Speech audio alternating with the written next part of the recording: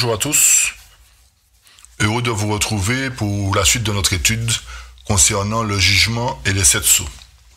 Lors de nos précédentes rencontres, nous avons consulté la parole inspirée d'Apocalypse chapitre 4, 5.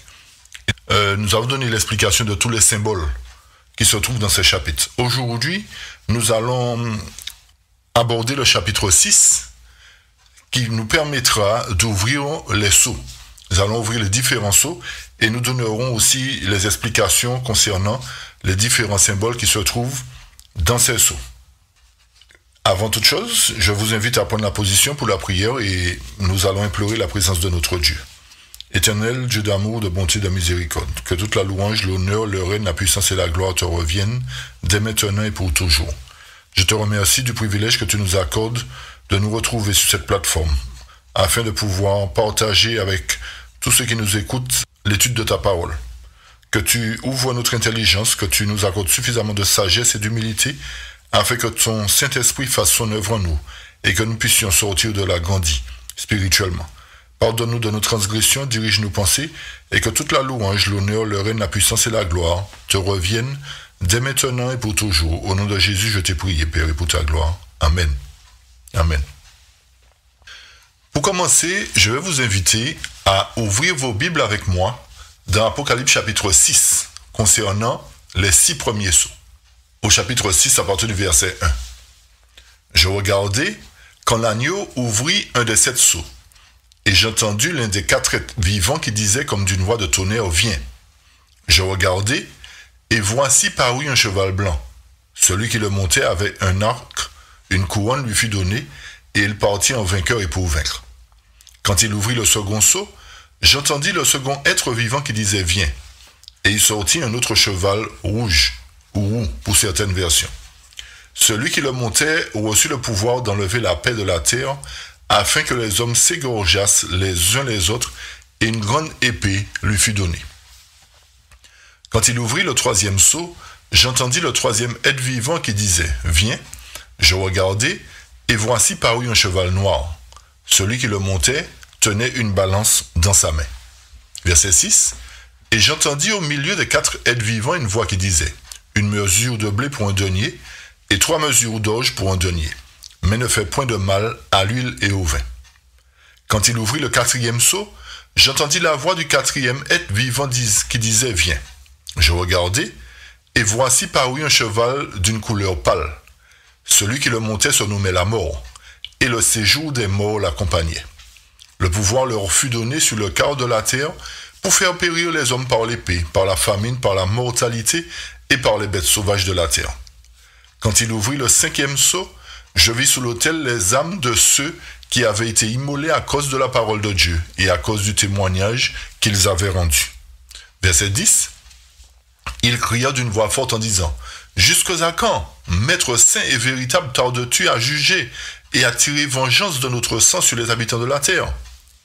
Une robe blanche fut donnée à chacun d'eux, et il leur fut dit de se tenir en repos quelque temps encore, jusqu'à ce que fût complet le nombre de leurs compagnons de service et de leurs frères, qui devaient être mis à mort comme eux.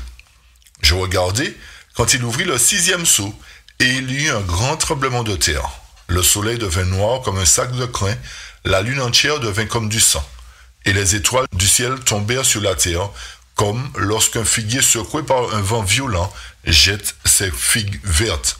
Verset 14. Le ciel se retira comme un livre qu'on roule, et toutes les montagnes et les îles furent remises de leur place. Les rois de la terre, les grands, les chefs militaires, les riches, les puissants, tous les esclaves et les hommes libres se cachèrent dans les cavernes et dans les rochers des montagnes. Et il disait aux montagnes et aux rochers, « Tombez sur nous et cachez-nous devant la face de celui qui est assis sur le trône et devant la colère de l'agneau, car le grand jour de sa colère est venu et qui peut subsister. » Fin de citation.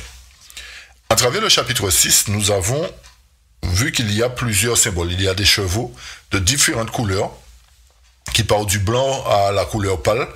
Il y a du rouge, il y a du noir. Et nous avons vu que ces chevaux sont montés par des cavaliers. Nous allons maintenant donner l'explication de tous ces symboles afin que tout un chacun puisse comprendre à quoi correspondent les sceaux. C'est vrai que dans les études précédentes, nous avions montré que le livre aux 7 sceaux contient l'histoire du monde. Donc, si en ouvrant ce livre qui contient les 7 sceaux, l'histoire du monde doit se développer, nous devrions comprendre que le premier sceau doit représenter, en quelque sorte, les premiers habitants de la terre. Puisque c'est ce que le texte nous dit. Hein. Le texte nous dit, ce livre, il contenait les paroles divines, son autorité, ses commandements, ses lois, tout le conseil symbolique de l'Éternel et l'histoire de toutes les puissances dominantes dans les nations. En langage symbolique était contenu dans ce rouleau l'influence de chaque nation, langue et peuple, depuis le début de l'histoire de la terre jusqu'à sa fin. Alors vous voyez encore la confirmation, comme je vous ai dit, que quand l'Éternel va ouvrir les sceaux, quand l'agneau va ouvrir les sceaux, il va commencer par le début de l'histoire de la terre. Il va commencer par les premiers habitants. Donc, si ce sont les premiers habitants, le cheval et le cavalier doivent représenter quelque chose de bien précis. Ce que j'ai lu est tiré de manuscrit, volume 9, page 7. Hein. Alors, notez un point particulier aussi, c'est que nous avons abordé le chapitre 5 ainsi que le chapitre 4. Mais je pense certainement que vous avez compris que le chapitre 5 ne peut pas être compris sans le 4e et le 6e. Puisque c'est dans ce chapitre-là, dans le chapitre 5, qui nous est fait mention du jugement et toutes ces choses, et que le livre, l'agneau est digne d'ouvrir le livre. Et pour pouvoir bien comprendre, effectivement, nous ne pouvons pas étudier à part le chapitre 6. Le chapitre 6 doit être compris, inclus dans le chapitre 5 ainsi que dans le chapitre 4, puisque tous ces 3 chapitres englobent un seul sujet, le sujet des 7 sceaux. Alors vous comprenez bien que c'est dans le jugement, quand le jugement commence, que s'ouvrent les sceaux.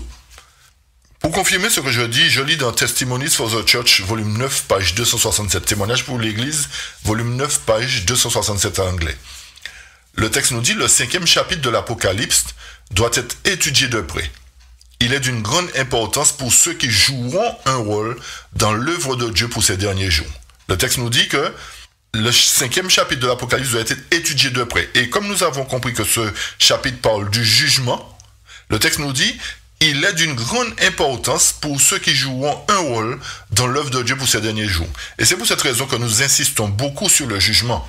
Nous revenons dessus dans différentes études qui relatent en quelque part le jugement qui a lieu dans le ciel et le jugement qui aura lieu particulièrement pour les vivants.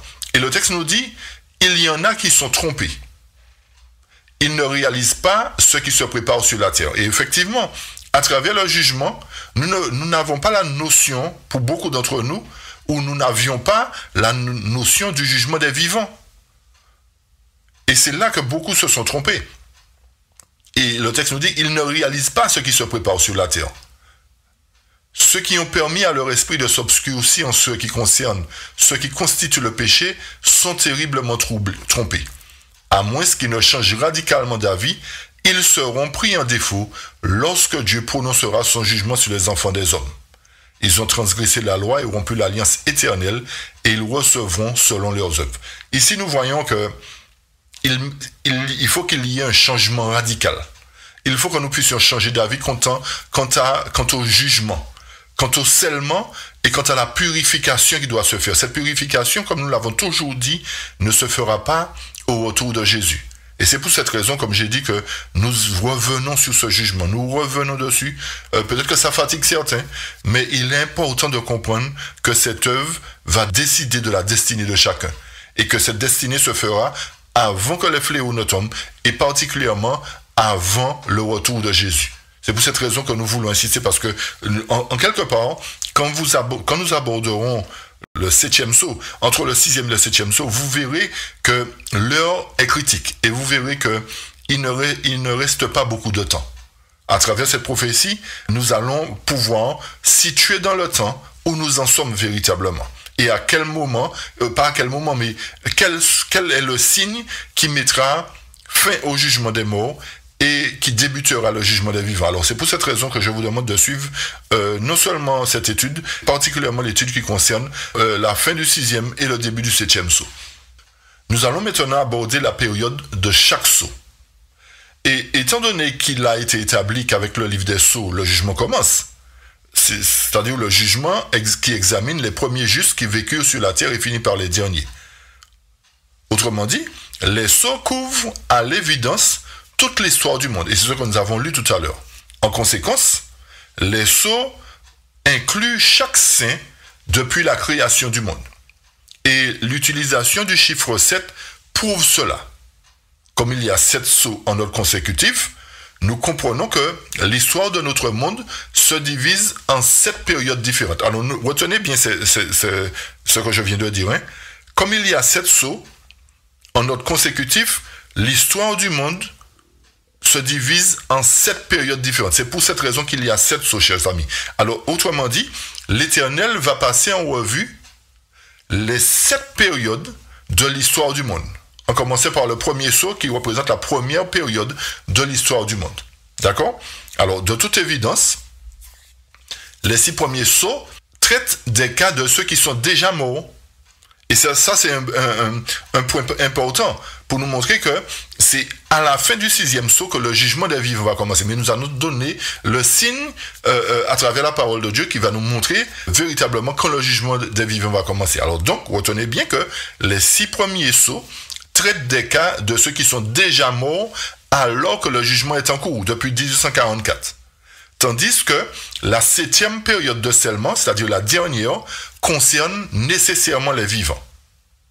Puisque les Écritures affirment déjà clairement que toutes les personnes sauvées à travers les âges sont scellées du sceau de Dieu. C'est pour cette raison que les 7 périodes sont appelées les 7 sceaux.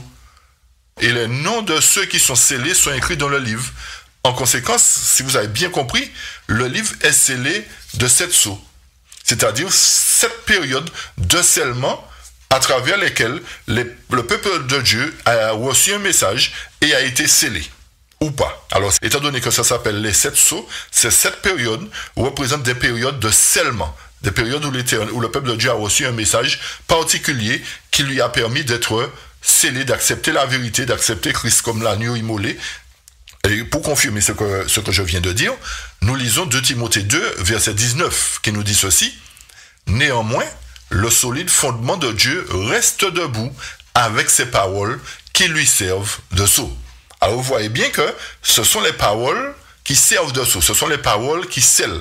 Autrement dit, la parole inspirée, quand nous l'acquiesçons, quand nous l'écoutons, quand nous la mettons en pratique, ces paroles-là nous servent de sceau. C'est ces paroles qui nous servent, qui nous scellent en fait.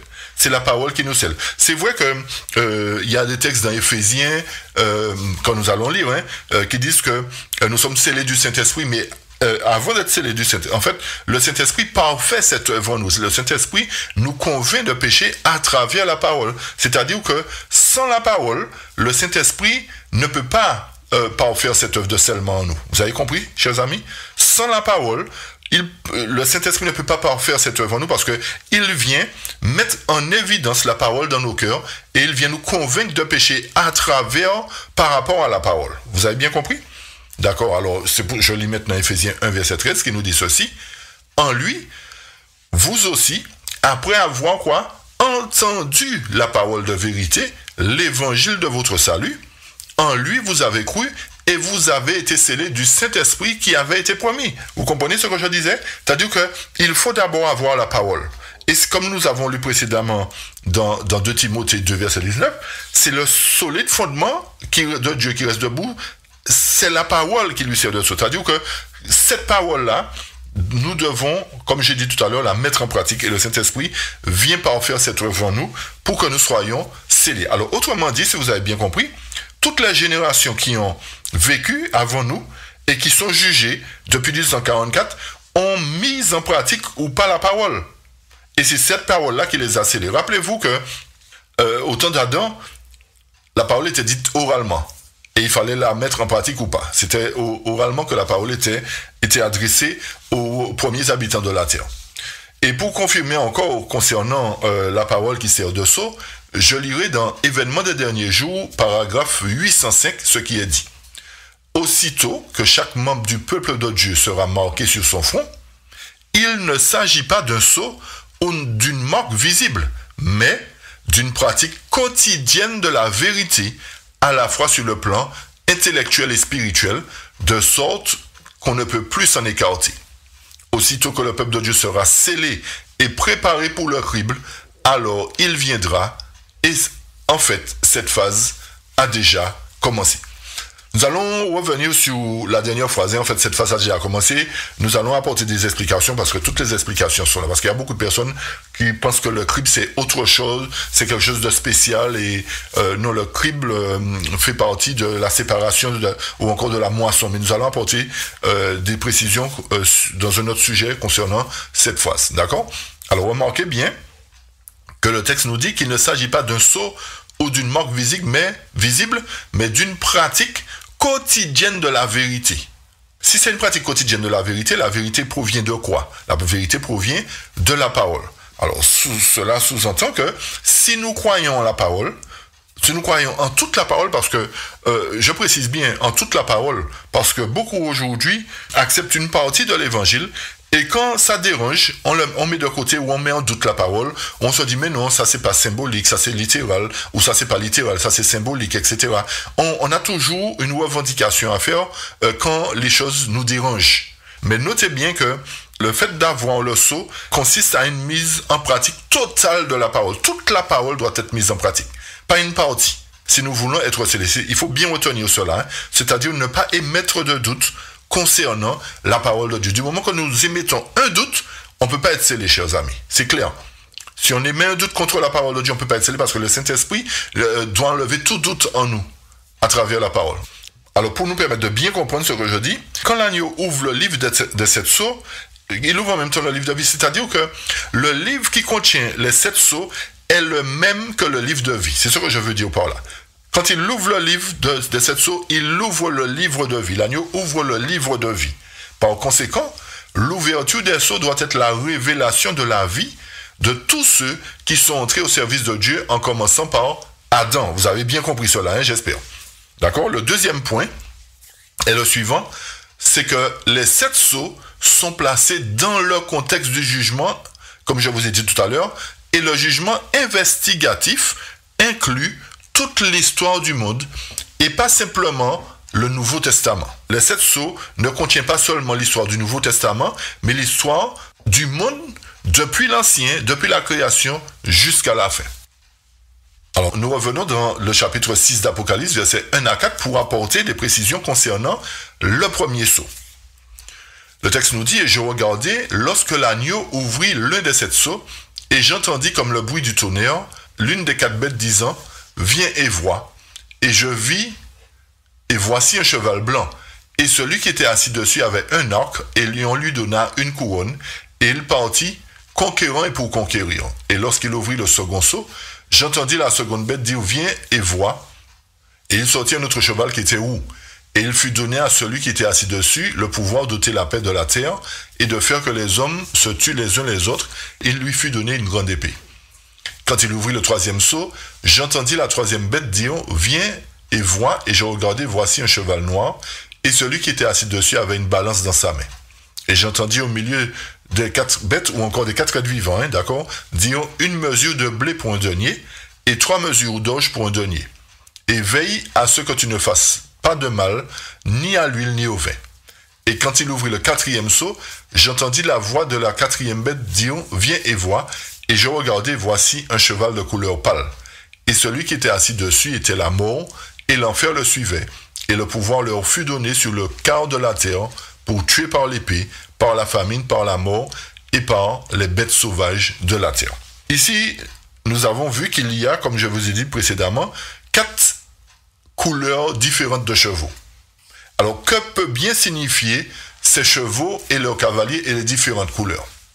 Le cheval, c'est quelque chose créé par Dieu, mais qui est dirigé et conduit par l'homme. Alors, si c'est quelque chose créé par Dieu et conduit par l'homme, les chevaux, dans le contexte d'Apocalypse 6, je dis bien, dans le contexte d'Apocalypse 6, symbolisent la terre, révélant 4 grands changements depuis la création du monde. C'est-à-dire, le monde est parti d'un état de pureté pour arriver à un état de mort, en passant par la couleur rouge, la couleur noire qui représente ténèbres spirituelles, etc., pour arriver à la couleur pâle qui représente la mort. Alors, ces chevaux, comme j'ai dit, symbolisent la terre. Alors, et c'est vrai que dans d'autres études, nous avons, particulièrement dans Zacharie 6, nous avons montré que les chevaux représentent des dirigeants. Et il est important de comprendre que chaque symbole correspond à un point particulier. C'est-à-dire que nous ne pouvons pas, en fait, prendre le même symbole et dire qu'il représente la même chose dans une autre étude. Vous comprenez ce que je dis? C'est-à-dire que le symbole qui correspond le mieux à quelque chose que l'homme domine, c'est le cheval. Et remarquez bien, la terre, la condition de la terre aujourd'hui, comment l'homme a mis la terre aujourd'hui. La terre est arrivée à un point où on parle de réchauffement climatique, on parle de toutes sortes de choses, parce que l'homme a conduit la terre à cet état de choses.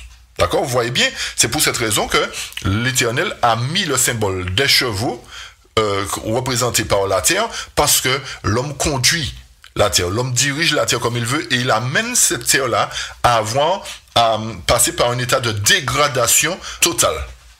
Alors, rappelez-vous aussi que tout ça pour dire que il y a différents symboles dans la Bible, et nous ne pouvons, comme j'ai dit, nous ne pouvons pas prendre le même symbole dans plusieurs cas.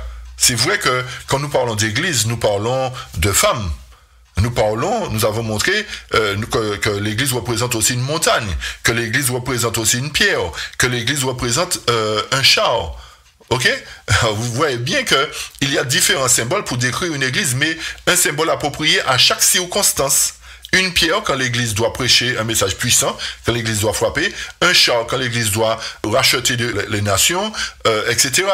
Et l'Éternel a bien fait les choses pour que nous puissions prendre le même symbole et l'interpréter à notre manière, et cela va nous éviter aussi de nous tromper quant à la réalisation des prophéties. C'est pour cette raison que le cheval, dans la prophétie des sceaux, représente bel et bien la terre. On ne peut pas lui donner une autre signification, parce que c'est ce qui convient le mieux d'après ce que l'Éternel a enseigné. Donc, si le cheval représente la terre, les cavaliers décrivent la famille humaine sous ces quatre grandes variations, rendant ainsi le symbole parfait. Pourquoi? Parce que nous parcourons la terre comme nous le ferions à cheval. Et c'est pour cette raison que ces deux symboles-là correspondent totalement. Constatez bien que si le péché n'était pas entré dans la famille humaine, il n'y aurait eu qu'un seul cheval, c'est-à-dire un cheval blanc. Mais comme le péché s'est introduit et a ruiné le plan de Dieu pour ses enfants, la terre a été maudite, ce qui a provoqué un grand changement. Et à mesure que le péché grandissait, les malédictions se sont succédées. C'est pour cette raison que les chevaux ont été, d'après le chapitre 6, de différentes couleurs.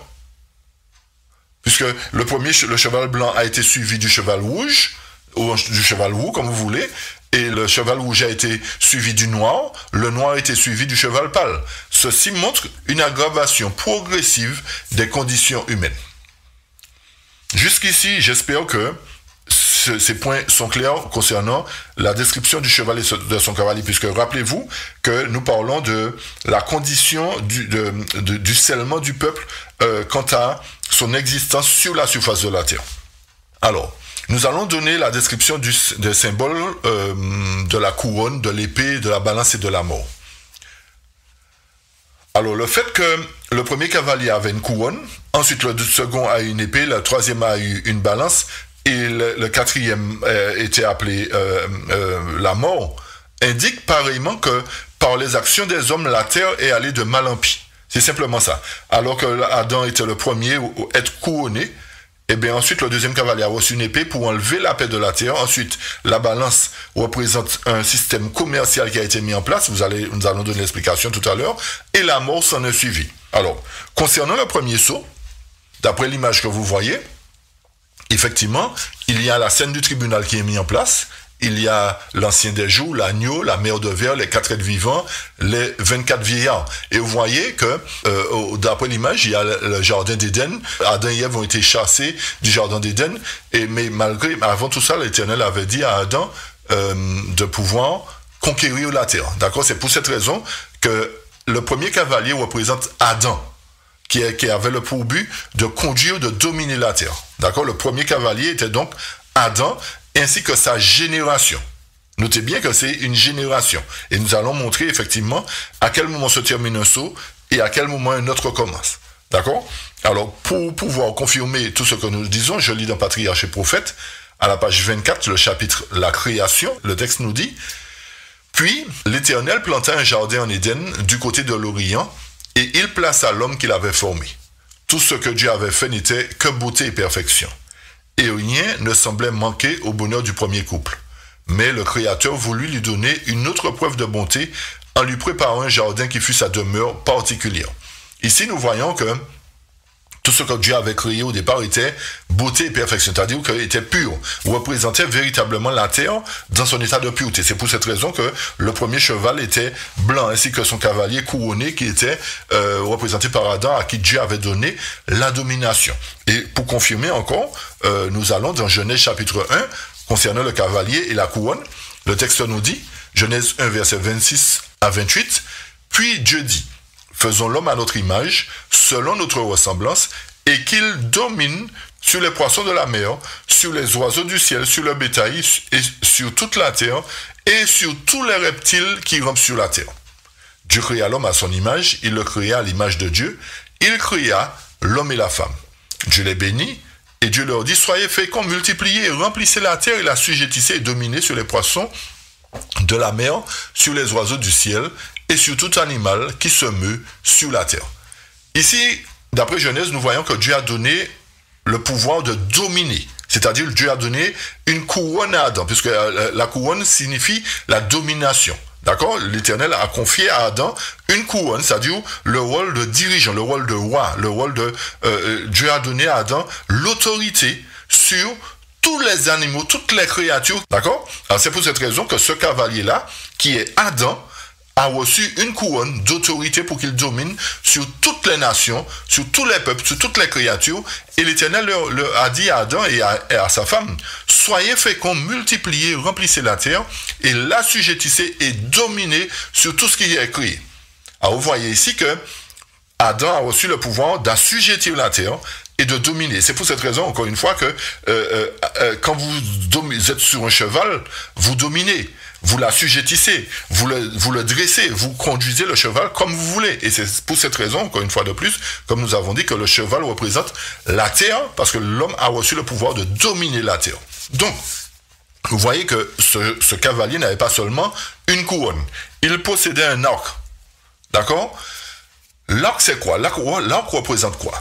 L'arc représente l'instrument avec lequel Adam devait conquérir et peupler la terre. Vous avez compris ça? Vous voyez comment Dieu met les symboles pour nous, pour que nous puissions bien comprendre les choses. C'est vrai qu'on aurait pu penser que l'arc c'est un instrument de guerre, hein, mais il y avait si nous le prenons comme ça, il y avait quoi à combattre là en ce temps-là? Il n'y avait pas d'armée, chers amis. Il n'y avait pas d'armée, il n'y avait pas d'ennemi. Le seul ennemi qui était là, c'était Satan. Alors vous voyez bien que l'arc ne peut pas être un instrument de guerre à cette époque-là. Comprenez bien? Alors, si ce n'est pas un instrument de guerre, c'est un instrument, effectivement, avec lequel Adam devait conquérir et peupler la terre. Donc, cet instrument représente Ève. Et en harmonie avec le symbolisme, les enfants sont comparés à des flèches, chers amis. Selon Psaume 127, verset 4, le texte nous dit, « Comme les flèches dans la main de guerrier, ainsi sont les fils de la jeunesse. » Alors, vous voyez bien comment les choses s'emboîtent. L'arc, qui est représenté par Ève, qui devait donner naissance aux nations, a été l'instrument que Dieu a donné à Adam pour conquérir la terre, pour peupler la terre et pour la dominer. Et comme les flèches, selon le psaume 127, représentent les fils des enfants, donc l'arc ne peut pas aller sans flèche. Et effectivement, Ève a reçu des enfants qui ont peuplé la terre et qui fait qu'aujourd'hui, la terre est aussi peuplée parce que, avec cet instrument que Dieu a donné à Adam, eh bien, il a été en mesure d'accomplir ce que l'Éternel avait dit, croisser, multiplier, dominer la terre et l'assujettisser. Alors ici, nous fermons le premier saut. Le premier saut, nous avons vu, commence par Adam, avec Adam et Ève. Mais où se termine le premier saut? Pour pouvoir comprendre, il faut qu'on entame le second saut, chers amis. D'accord? Il faut qu'on entame le second saut pour savoir où se termine le premier. Ok? Et c'est comme ça que nous allons faire au fil de l'étude. Alors, dans Apocalypse 6, verset 3, concernant le second saut, le texte nous dit, « Quand l'agneau ouvrit le deuxième saut, j'entendis le second être vivant commander, viens. Un autre cheval sortit, il était rouge feu, son cavalier reçut le pouvoir d'enlever la paix de la terre, afin que les hommes s'entretuent les uns les autres, et une grande épée lui fut donnée. Ceci est tiré de la Bible du Semeur. Ici, nous voyons un changement concernant l'état de la terre et le deuxième cavalier qui ne possède plus un arc ni une couronne, mais qui possède à ce moment-là, quoi? Une épée. Et il reçut le pouvoir d'enlever la paix sur la terre. Alors, s'il a reçu le pouvoir d'enlever la paix sur la terre, à quel moment cela s'est accompli? À quel moment la paix a été enlevée sur la terre? Remarquez que la couleur rouge, ou roux pour certaines versions, est un symbole de malédiction, ou encore un symbole de sang versé. C'est vrai qu'Abel fut la première victime d'un meurtre opéré par son frère Caïn.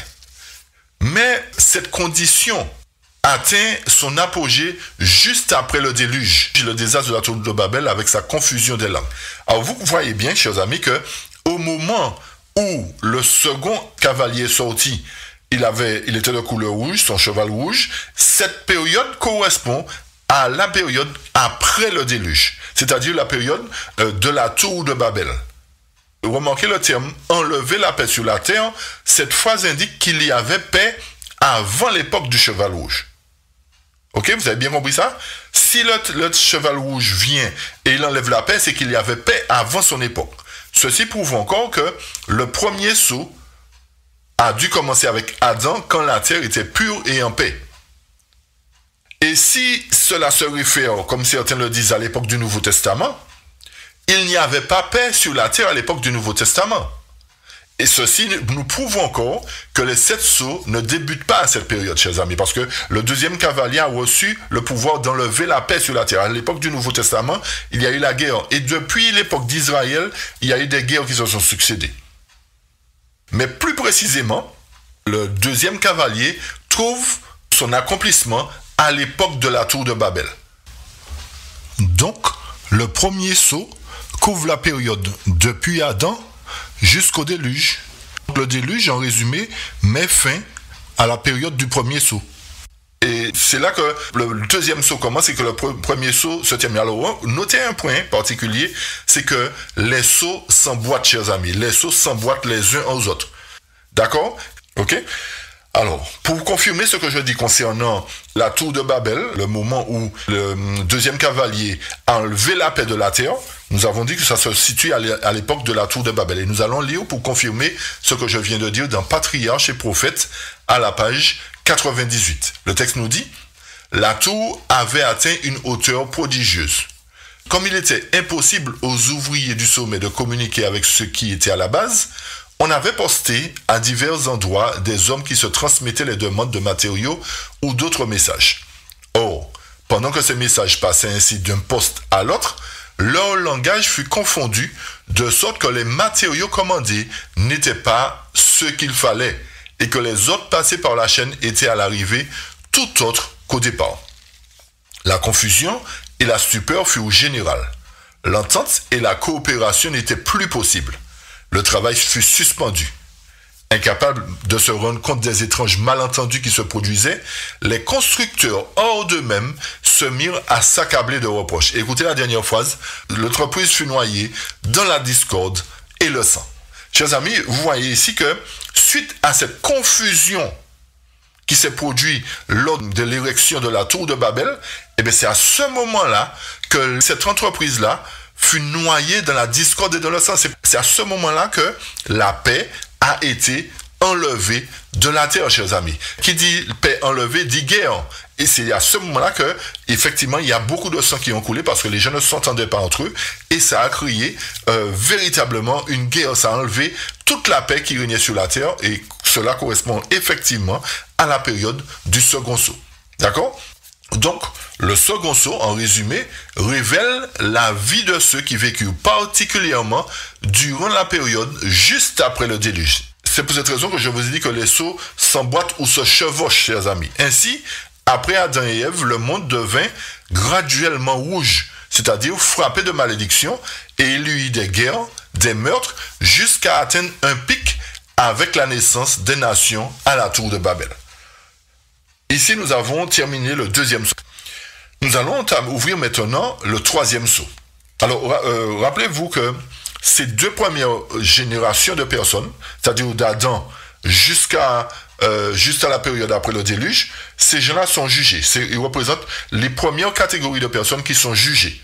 Quand l'Éternel ouvre le premier sceau, Adam jusqu'à Noé sont jugés concernant la parole qu'ils ont reçue, concernant l'évangile qu'ils ont reçu. Et quand il ouvre le deuxième sceau, ça englobe, après le déluge, le moment de la tour de Babel, jusqu'à l'époque où le troisième sceau va commencer. Et nous allons apporter les précisions maintenant concernant le troisième sceau. Alors vous avez vu que les chevaux sont passés du blanc au noir. D'accord? Il y a eu le rouge, le sang versé, et le noir.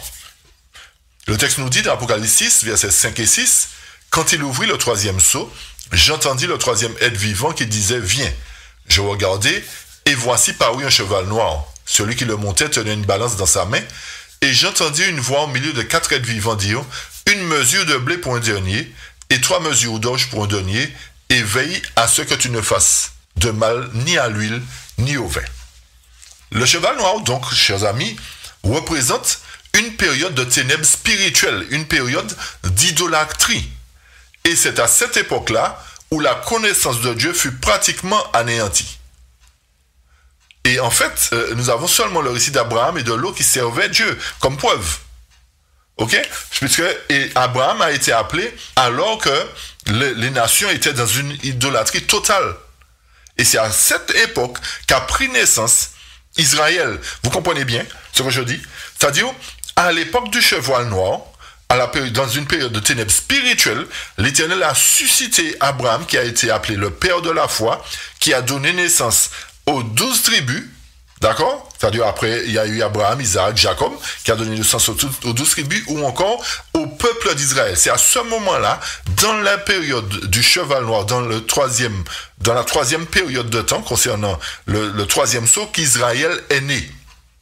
Et c'est à cette époque aussi qu'est né le commerce. C'est pour cette raison que le troisième cavalier avait une balance dans sa main. La balance, dans ce contexte, ne représente pas un jugement, ne représente pas ceux qui sont pesés pour être jugés ou pas. Non, la balance, à ce moment-là, correspond à l'époque où le commerce a pris naissance, où les négoces ont pris naissance conduits par les Phéniciens de Tyr et de Sidon.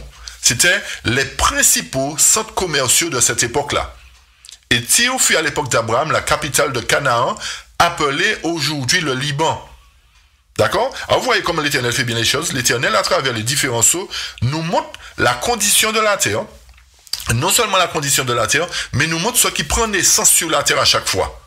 Et il a montré que le commerce a pris naissance à travers le troisième sceau, ou dans la période du troisième sceau, à l'époque d'Abraham, à l'époque où l'Éternel a appelé Abraham. Il y a plusieurs choses qui ressortent dans le troisième sceau, et nous allons apporter les précisions, mais c'est très intéressant de comprendre que Israël aussi particulièrement a pris naissance à l'époque du troisième sceau.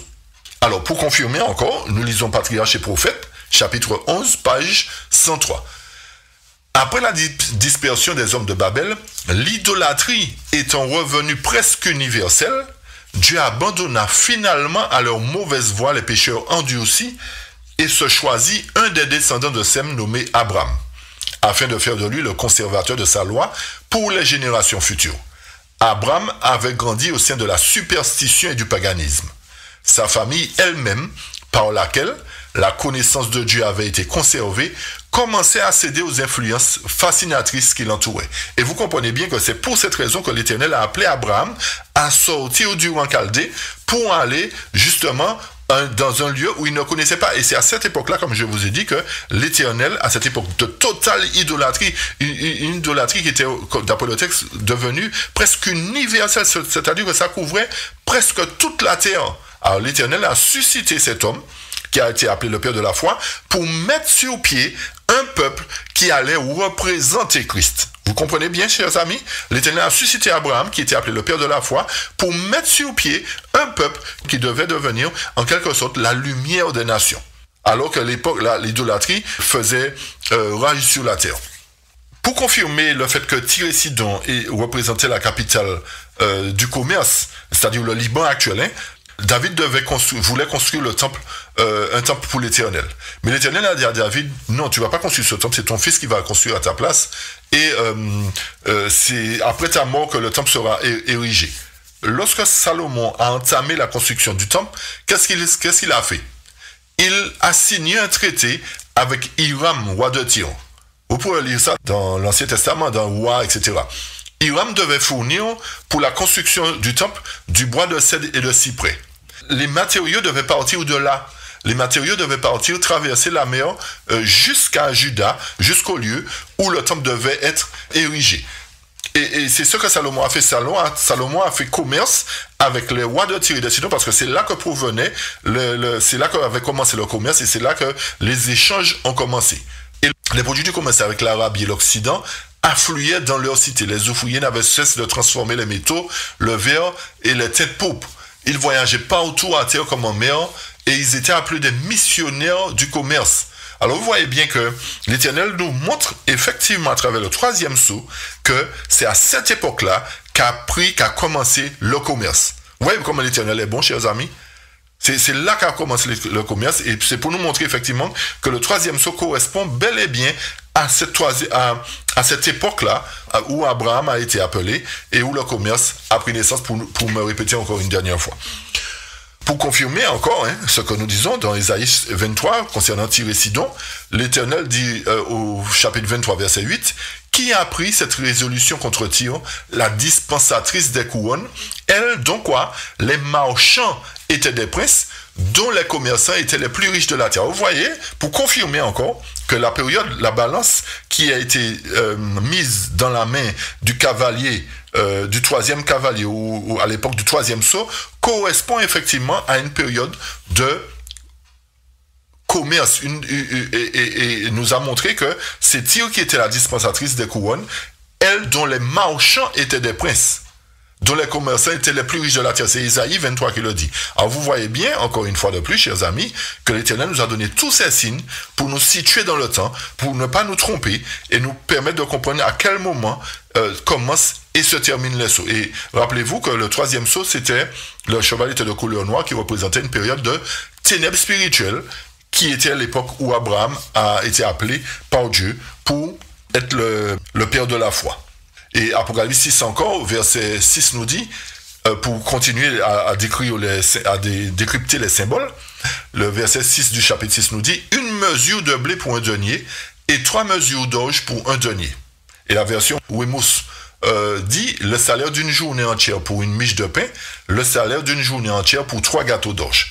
Alors vous voyez que, à travers cela, il y a une parabole qui est mentionnée dans Matthieu, qui parle de denier, la parabole de Matthieu 20.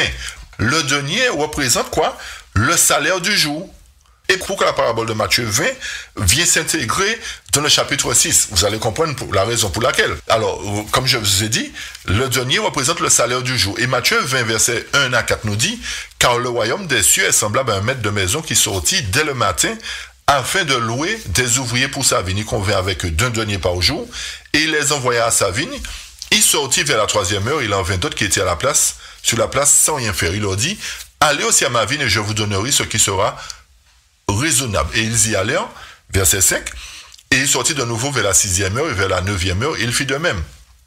Étant sorti vers la 11e heure, il en trouva d'autres qui étaient sur la place et il leur dit, pourquoi vous tenez-vous ici toute la journée sans rien faire? Ils lui répondirent, ce que personne ne nous a loué.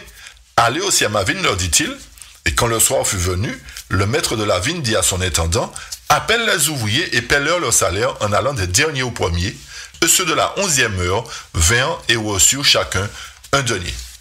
Remarquez, chers amis, que le prix de l'orge n'est que le tiers de celui du blé. En d'autres termes, celui qui va dans le champ et qui ne récolte qu'une mesure de blé reçoit la totalité de son salaire du jour.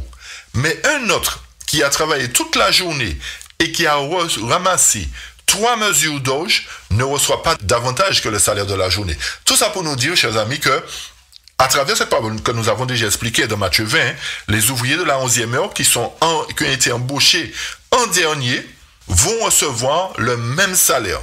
Et ceci nous ramène en quelque part, c'est-à-dire ceci nous ramène cette parabole qui est inclue dans Apocalypse 6, nous ramène à l'époque d'Israël qui ont été les premiers à être embauchés dans la vigne, chers amis.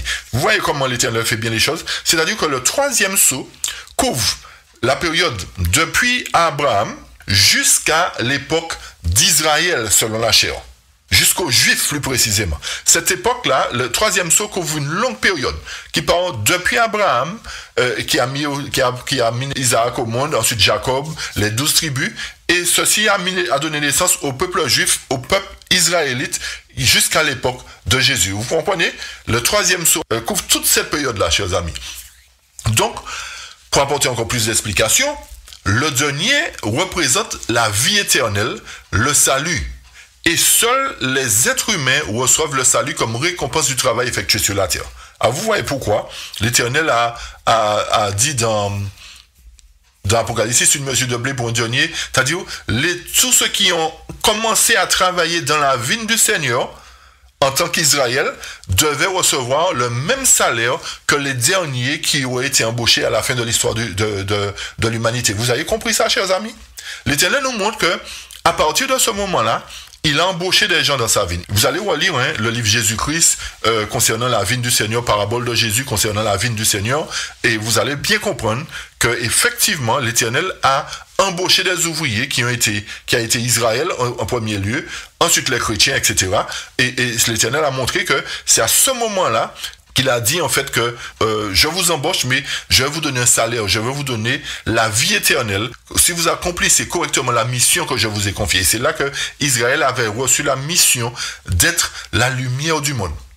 Ok, mais vous avez compris dans l'histoire que Israël a failli à sa mission et c'est pour cette raison que l'Éternel a suscité l'Église apostolique, a suscité les apôtres, a suscité les premiers chrétiens, d'accord, pour mettre fin au règne juif, pour mettre fin à cette insolence du peuple d'Israël dans le champ. C'est pour cette raison aussi que, selon Matthieu 20, les premiers ont travaillé 3 heures, ils ont travaillé, même s'ils ont rouspété à la fin, ils ont dit, mais nous avons travaillé plus que les derniers et tu nous donnes un salaire. C'est-à-dire que les premiers, les Juifs d'antan qui se sont convertis, à qui Dieu avait donné la mission, seront récompensés de la même récompense. Ils auront la même récompense, c'est-à-dire la vie éternelle. Personne ne sera au-dessus des autres parce que la vie éternelle doit toucher tous ceux qui sont sauvés. Il n'y a pas de plus méritant ou pas. C'est pour cette raison que lorsque les apôtres ont demandé à Jésus, mais dis-nous qui sera le plus grand dans le royaume des cieux. J'ai dit non, je ne suis pas arrêté avec ça là, il n'y a pas de plus grand dans le royaume des cieux, tous auront le même salaire, tous auront le même rang. C'est ce que l'Éternel a voulu dire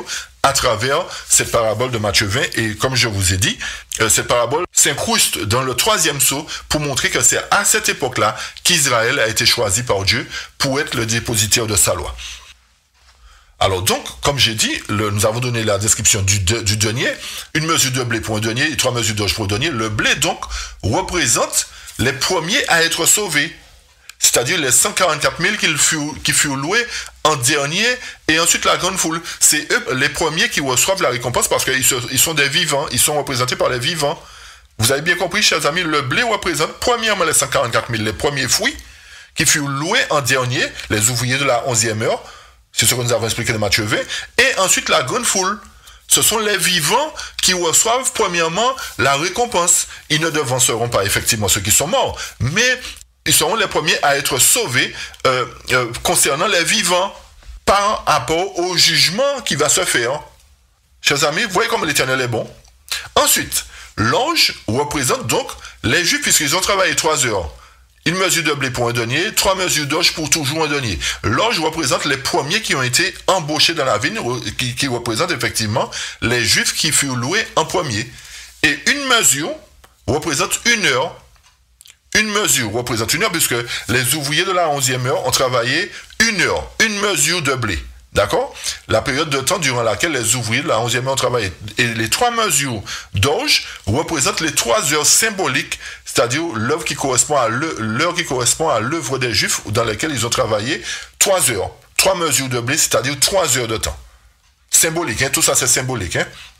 Et comme je vous ai dit, remarquez bien que les derniers seront les premiers à recevoir la vie éternelle. Alors le texte poursuit, puisqu'il y a un autre symbole à décrypter dans le chapitre 6. Verset 6, mais ne fait point de mal à l'huile et au vin. Ah, ça, c'est quelque chose d'intéressant. Le texte nous dit, alors, une mesure de blé pour un denier, 3 mesures d'orge pour un denier, et en même temps, l'Éternel dit, ne fait point de mal à l'huile et au vin. Que représentent ces symboles? Alors, l'huile, comme vous le savez, est utilisée dans la Bible comme un symbole du Saint-Esprit. Et le vin, comme un symbole du sang de Christ. Et comme la vie est dans le sang, le vin représente la vie éternelle qui se trouve uniquement dans l'agneau qui ôte les péchés du monde.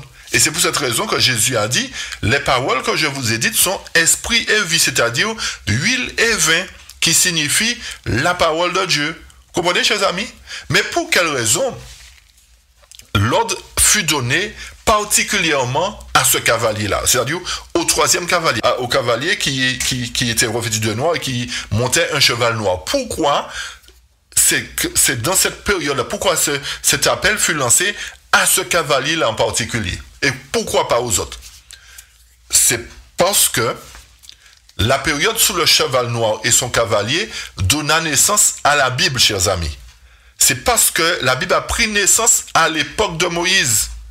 Vous avez compris ça? Il y a eu Abraham, Isaac, il y a eu Jacob, les 12 enfants de Jacob. Rappelez-vous que Joseph avait été vendu par ses frères pour être esclave en Égypte. Et ensuite, Jacob et ses fils sont descendus en Égypte parce qu'il y avait la famine sur la surface de la terre. Et après cela, que le deuxième pharaon, qui ne connaissait pas Joseph, a pris en captivité, a mis en esclavage Israël. Et l'a tenu en esclavage jusqu'à ce que vienne un libérateur qui fut appelé du nom de Moïse. Et c'est à ce moment-là que l'ordre fut donné aux cavaliers de ne pas faire de mal ni à l'huile ni au vin, c'est-à-dire de ne pas faire de mal à la parole. L'Éternel, en quelque part, disait que je vais protéger ma parole qui va prendre naissance pour que cette période de ténèbres spirituelles ne l'envahisse pas et ne la détruise pas. Vous voyez comment l'Éternel fait les choses, chers amis?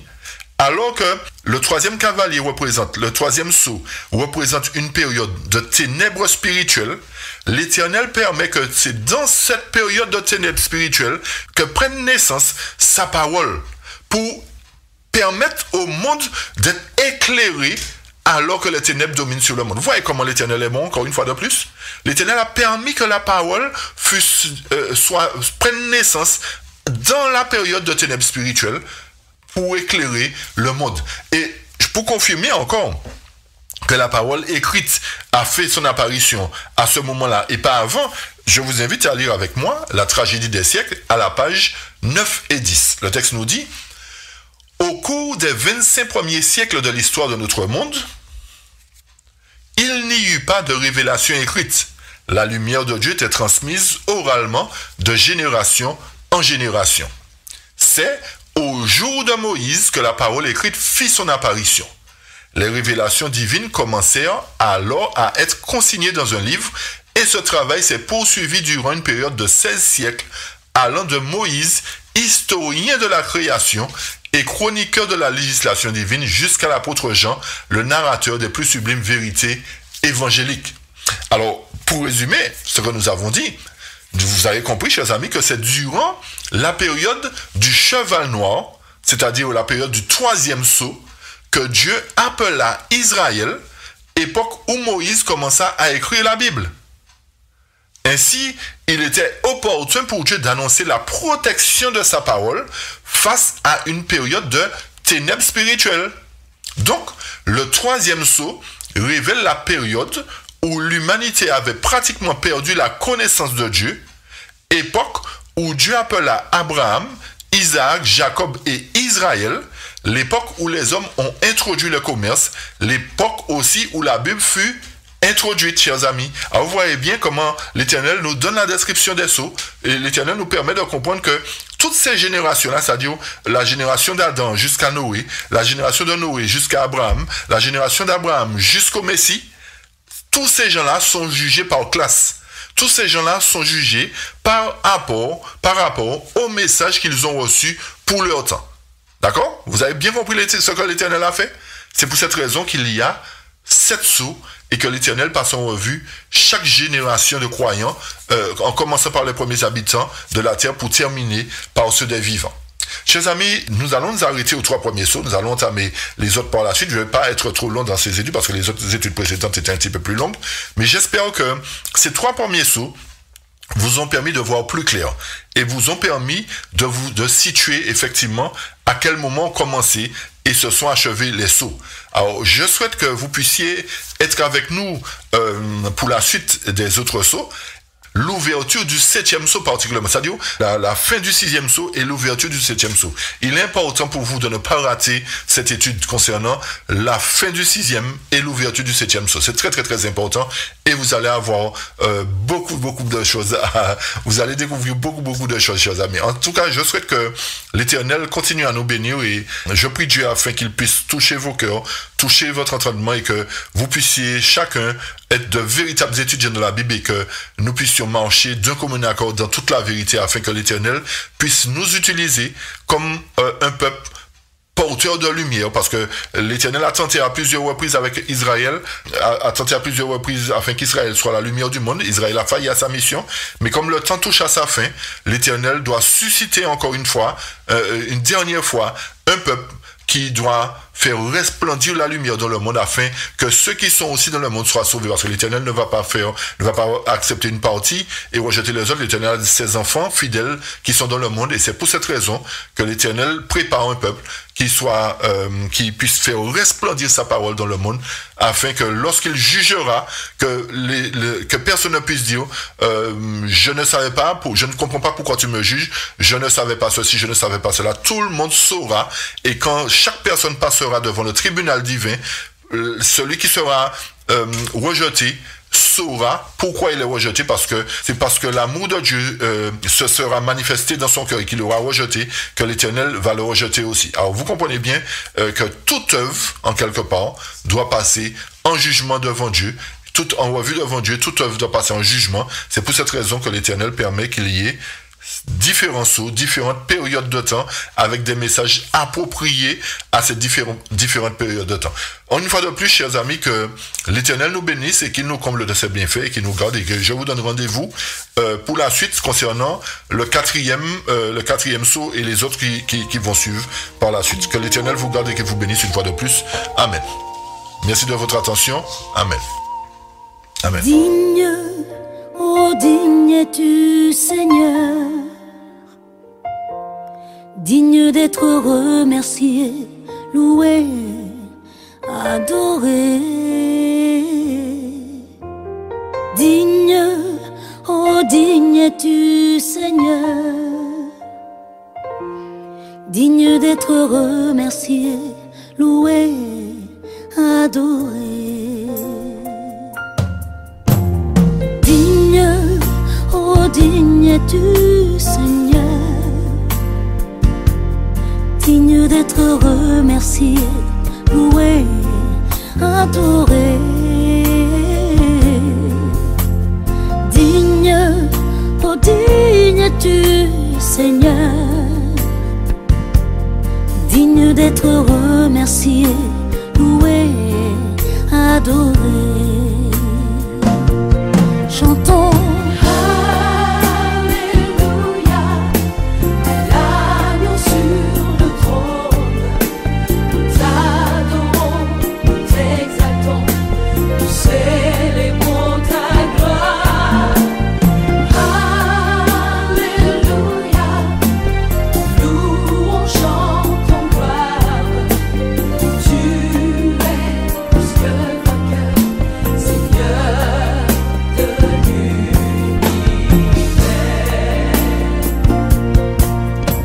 Seigneur, tu es plus précieux que l'argent. Seigneur, tu es plus précieux que l'or. Seigneur, tu es plus beau que le diamant. Rien ne peut se comparer à toi. Chantons Alléluia, À l'agneau sur le trône, nous t'adorons.